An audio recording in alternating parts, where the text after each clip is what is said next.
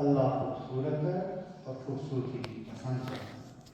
اگر ذکر میں جہر ہونا اس کا مطلب یہ ہے لڑکی کھانا. ذکر میں جہر ہونا ایک آواز میں خوبصورتی کا پیار میں نہ محبت میں نہ اپنے رب رسول دیوانگی میں نہ ذکر چیخا مارنا کام نہیں ہونا.